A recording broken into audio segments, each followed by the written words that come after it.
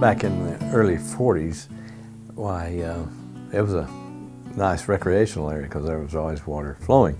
The river wasn't ever totally dry then. I think there was always water in the river, a certain amount, always going. During the flood, most of that water, I believe, come from southwest of Lamar, Colorado. Everything I think that rained west of the John Martin Reservoir was held back behind the reservoir.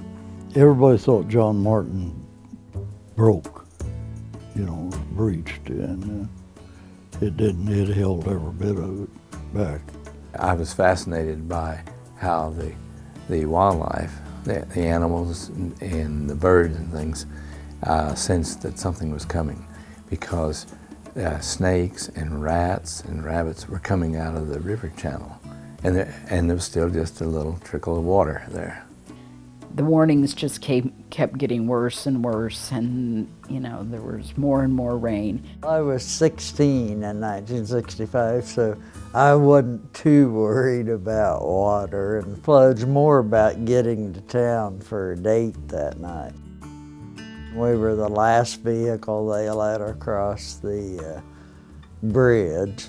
By that time, we couldn't leave town for 2 days. There was no traffic in or out. When I got to the state line that morning, it was about 2 miles wide right there, the river was. It was about 15 minutes and all the water was there.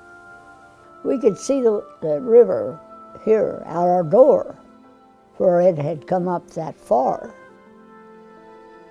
And then we saw it in the street where it come up that far. And then we saw it come up, and it was within that far of coming in the front door. It did look like a wall of water. It didn't start flowing gently and then build up, but it just went from dry ground to water 4 to 5 feet deep in just 10-15 minutes. But we were warned that to get livestock away from the river, that there would be flooding, and a lot of people didn't really believe it. Bud Weldon died. He was a local man. They were out trying to save some cattle, and he climbed a tree to get away from the water, and the floodwaters took the tree out.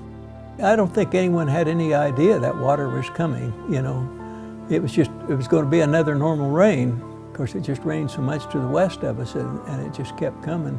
We came down, we hauled sand, small loads of sand to fill sandbags. They had volunteers filling sandbags. There was water north of Kansas Avenue too, and what was going on. That's lower than the elevation down in this area, but the water was coming back up the storm sewers.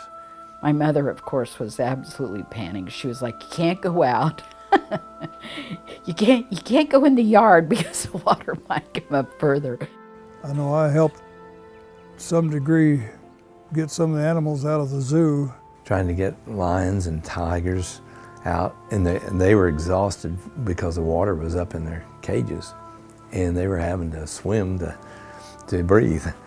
I think the railroad tracks was probably the big, here in town, was probably what prevented most of the city from getting flooded on the south side, south half of town, I guess. The railroad track pretty well held everything north. Of course, the water went clear to the hills on the south. Yes, mostly north of Ulysses, where Bear Creek crossed the road. There were several hundred acres covered up.